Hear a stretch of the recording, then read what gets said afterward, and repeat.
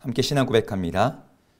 전능하사 천지를 만드신 하나님 아버지를 내가 믿사오며 그 외아들 우리 주 예수 그리스도를 믿사오니 이는 성령으로 잉태하사 동정녀 마리아에게 나시고 본디오 빌라도에게 고난을 받으사 십자가에 못 박혀 죽으시고 장사한 지 사흘 만에 죽은 자 가운데서 다시 살아나시며 하늘에 오르사 전능하신 하나님 우편에 앉아 계시다가 저리로서 산 자와 죽은 자를 심판하러 오시리라.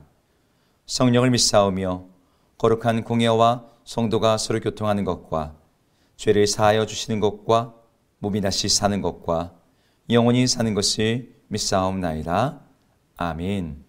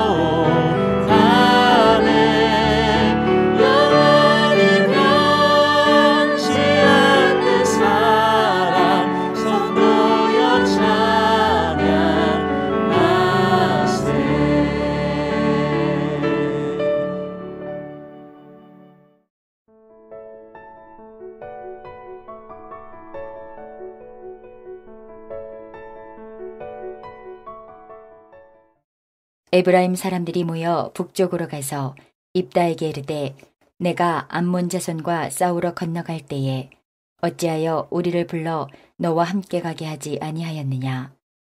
우리가 반드시 너와 내 집을 불사르리라 하니 입다가 그들에게 이르되 나와 내 백성이 암몬 자손과 크게 싸울 때에 내가 너희를 부르되 너희가 나를 그들의 손에서 구원하지 아니한 고로 나는 너희가 도와주지 아니하는 것을 보고 내 목숨을 돌보지 아니하고 건너가서 암몬 자손을 쳤더니 여호와께서 그들을 내 손에 넘겨주셨거늘 너희가 어찌하여 오늘 내게 올라와서 나와 더불어 싸우고자 하느냐 하니라. 입다가 길르앗 사람을 다 모으고 에브라임과 싸웠으며 길르앗 사람들이 에브라임을 쳐서 무찔렀으니 이는 에브라임의 말이 너희 길르앗 사람은 본래 에브라임에서 도망한 자로서 에브라임과 므낫세 중에 있다 하였음이라. 길르앗 사람이 에브라임 사람보다 앞서 요단강 나르턱을 장악하고 에브라임 사람의 도망하는 자가 말하기를 청하건대 나를 건너가게 하라 하면 길르앗 사람이 그에게 묻기를 내가 에브라임 사람이냐 하여 그가 만일 아니라 하면 그에게 이르기를 십볼렛이라 발음하라 하여 에브라임 사람이 그렇게 바로 말하지 못하고 십볼렛이라 발음하면 길르앗 사람이 곧 그를 잡아서 요단강 나르턱에서 죽였더라. 그때에 에브라임 사람의 죽은 자가 42,000명이었더라. 입다가 이스라엘의 사사가 된 지 6년이라. 길르앗 사람 입다가 죽음에 길르앗에 있는 그의 성읍에 장사되었더라. 안녕하세요. 오늘 입다 이야기의 마지막 시간입니다. 여러분 어제 보았듯이 암몬과의 전쟁은 승리로 끝났습니다. 입다는 이스라엘의 사사가 되었고 이스라엘 백성들은 그 사사 입다의 승리의 결과로 주어지는 평안과 구원을 누리게 되었습니다. 하지만 입다의 승리로 인해 주어진 평안과 구원을 누리지 못하는 사람들이 있었는데 그것은 에브라임 사람들이었어요. 여러분 에브라임이 어떤 사람인지 여러분들 알고 계시죠?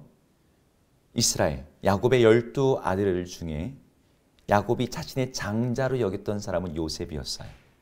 근데 그 요셉을 축복하는 대신에 요셉의 두 아들이었던 므낫세와 에브라임을 마치 그 요셉의 형제들과 같은 등급으로 올려서 그들에게 각각 이스라엘 한 지파가 되도록 했습니다. 그래서 사실은 요셉 지파라고 불려야 될 그 지파가 므낫세 지파와 에브라임 지파로 그 윗대에 유다, 그다음에 루벤 이 지파들과 같이 어깨를 겨루게 된 것이죠. 요셉은 이런 장자의 축복을 받았고 장자의 축복을 받은 지파라고 하는 그런 자부심이 이 요셉 지파, 특별히 에브라임 지파에게 있었습니다. 실제로 에브라임 지파는 여호수아와 같은 걸출한 지도자를 배출하였고 가나안 땅에서도 가나안 땅의 정중앙 에브라임 삼지라고 불리는 그 중앙을 차지하고 있어서 많은 지파들이 그 에브라임 지파를 중심으로 모여들곤 했죠. 그러다 보니 에브라임 지파는 자기들을 이스라엘의 큰 형님으로 간주하면서 그에 걸맞는 대우를 해줄 것을 요구했습니다. 미디안 사람들이 이스라엘을 압제할 때 하나님이 세우셨던 사사 기드온이 전쟁터에 나갔을 때도 그랬습니다.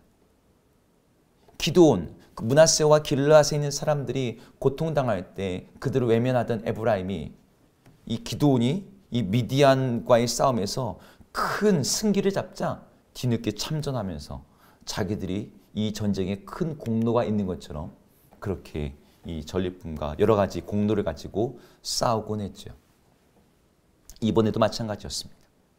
암몬 자손과의 전쟁에서 대승을 거둔 입다에게 에브라임 지파가 찾아왔습니다. 그리고 이렇게 말합니다. 1절인데요. 1절을 같이 읽어보겠습니다. 내가 암몬 자손과 싸우러 건너갈 때 어찌하여 우리를 불러 너와 함께 가게 하지 아니하였느냐? 우리가 반드시 너와 내 집을 불사르리라. 여러분 어떻습니까? 에브라임의 말과 실상은 굉장히 달랐어요.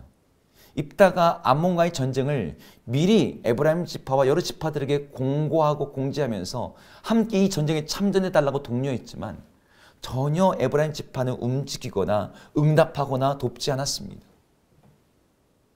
입다는 그런 에브라임 지파의 소극적이고 수동적인 모습을 보면서 자기 목숨을 돌보지 않고 요단을 건너가서 암몬과 싸워서 이겼는데 이제 와서 자기들을 안 불렀다고 억지를 부리고 억지를 넘어서 내가 너희 집을 불사르겠다 협박을 하고 있는 거죠.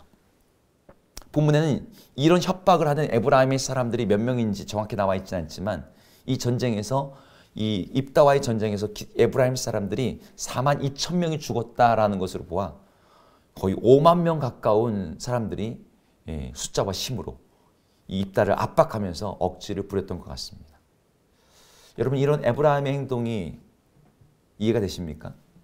잘 이해가 되지 않지요.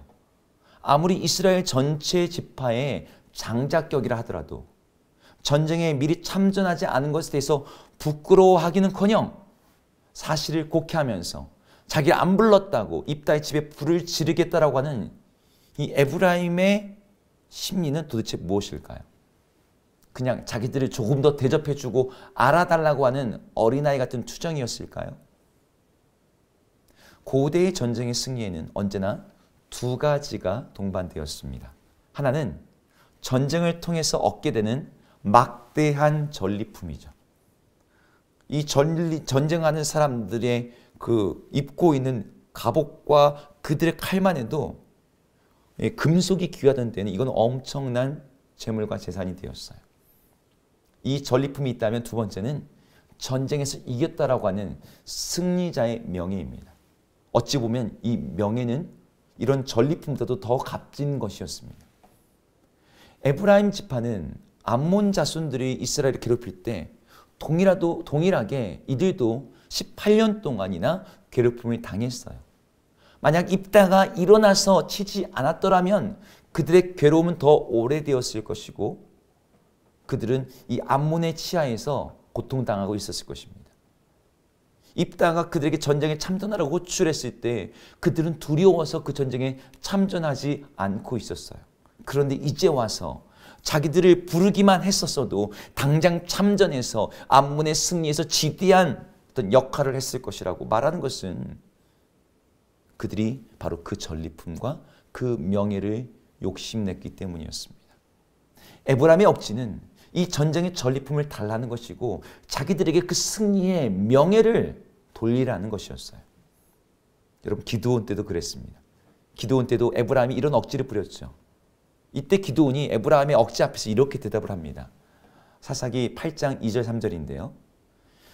기드온이 그들에게 이르되 내가 이제 행한 일이 너희가 한 것과 비교되겠느냐. 에브라임의 끝물 포도가 아비에셀의 만물보다 낫지 아니하냐.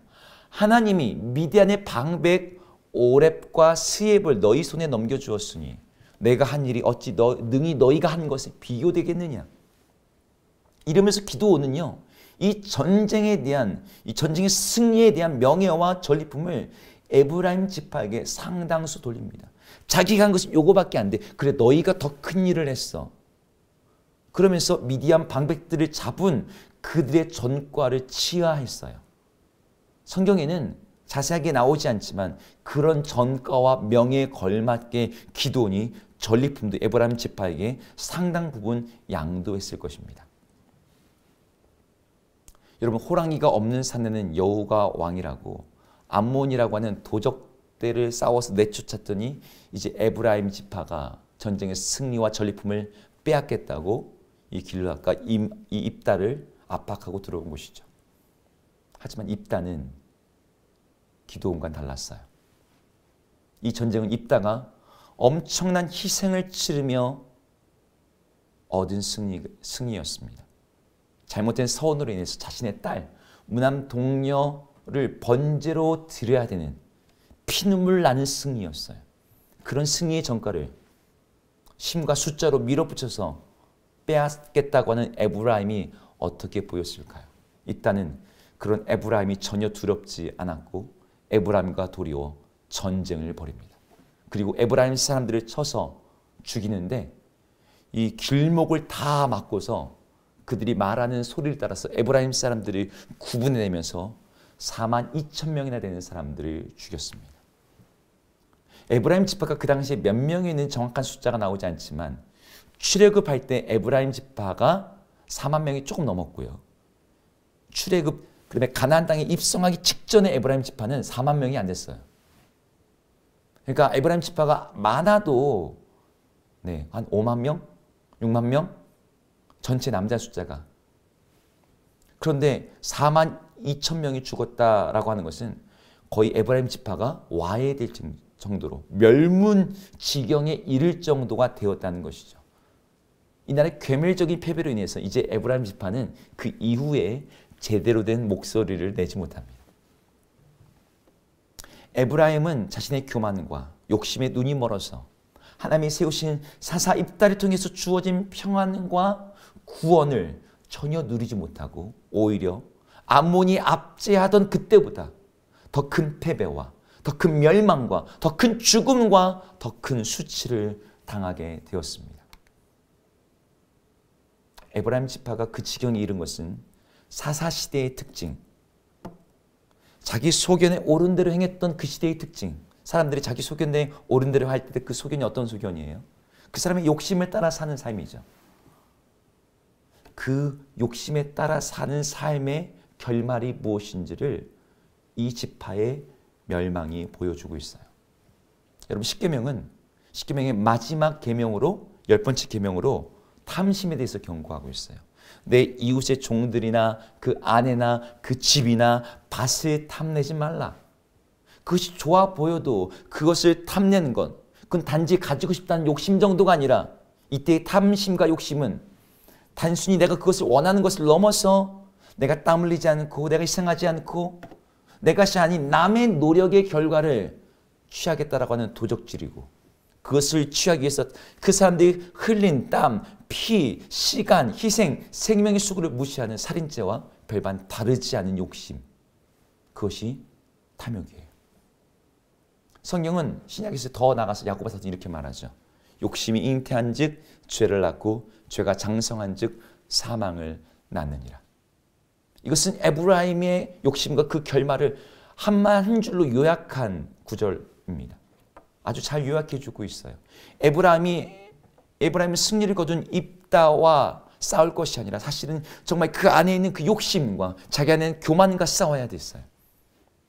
내가 대접받고 내가 남의 것을 그냥 무임승차해서 얻겠다라고 하는 그 욕심과 싸워야지 정말 진정한 평안과 구원을 누릴 수 있었을 텐데, 엄하게 입다와 싸우려고 그 욕심에 따라서 행하다가 자기 지파 전체가 거의 멸문지경에 이르게 된 것이죠.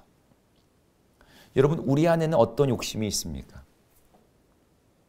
남의 것을 도둑질하고 내가 땀 흘리지 않고 희생하지 않은 채 땀 어려간 열매가 무엇이 있습니까? 여러분, 요즘 집값 오른다고 비트코인과 주식과 정말 말도 안 되게 큰 돈을 정말 쥐어지는 사람들 이야기 속에 여러분 혹하지 않습니까? 저 사람은 뭐해서 돈을 벌었대. 근데 그 밑에는 그 사람들이 번 만큼 피눈물 흘리는 많은 사람들의 손실과 빚이 있어요. 사람들은 그것들을 종종 요행이란 이름으로, 행운이라는 명목으로 탐하고 간구합니다. 내가 저거 얻었으면 좋겠다. 나도 한번 대박 났으면 좋겠다. 그러나 그런 욕심은 하나님께서 원하시는 바르고 선한 길이 아니에요. 그것은 악하고 죄악된 길로 우리의 삶을 이끌고 그 일로 해서 돈을 취하고 많은 재물을 얻을 수 있을지 몰라도 그 결말은 에브라임의 마지막과 비슷하게 될 것이에요. 죄의 마지막은 뭐가 돼요? 죄가 장성한 즉 사망을 낳는다. 여러분, 여러분의 탐심과 싸우십시오. 여러분들의 욕심과 싸워서 이기십시오. 지금 하나님께서 내게 주신 것을 감사히 누리며 그것을 자족하며, 하나님, 내가 이것으로 인해서 주님을 예배합니다. 하나님 앞에 그렇게 우리가 우리의 욕심과 싸워서 하나님을 감사하며 하나님께 예배할 때 하나님께서 참된 만족과 행복을 주십니다. 오늘 이 에브라임의 이야기 속에서 교훈을 받아서 주님이 주신 것을 자족하며 감사하며 우리 안에 탐심과 싸워 이기는 모든 승리가 되기를 주 이름으로 축복합니다. 기도하겠습니다. 하나님, 우리 안에 욕심이 자라나고 우리 안에 탐심이 많은 죄악으로 우리를 이끌어 마침내 사망으로 이끄는 것을 오늘 말씀을 통해서 봅니다. 에브라임이 그 탐심에 이끌려서 멸문지경에 이르렀던 것처럼 하나님, 우리도 그 탐심에 이끌려서 내가 죽을 자리인지 알지 못하고 그 멸망의 길로 미혹되고 끌려갈 때가 얼마나 많이 있는지요. 하나님, 우리를 그 길에서 보호하시고 돌보셔서 우리로 깨닫게 하시고, 우리가 만약 그런 길에 우리의 발을 내딛었다면 우리로 돌이킬 수 있도록 하나님께서 깨우치시며 주의 지팡이와 막대기로 우리를 선하게 인도하여 주시옵소서. 우리 안에 욕심과 탐심과 싸워서 승리하는 모든 주의 백성 되게 하여 주옵소서. 예수님의 이름으로 기도드립니다. 아멘. 함께 주기도문 하시겠습니다. 하늘에 계신 우리 아버지여, 이름이 거룩히 여김을 받으시오며 나라 임하옵시며 뜻이 하늘에서 이룬 것 같이 땅에서도 이루어지이다. 오늘 우리에게 일용할 양식을 주옵시고 우리가 우리에게 죄 지은 자를 사하여 준 것 같이 우리 죄를 사하여 주옵시고 우리를 시험에 들게 하지 마옵시고 다만 악에서 구하옵소서. 대개 나라와 권세와 영광이 아버지께 영원히 있사옵나이다. 아멘.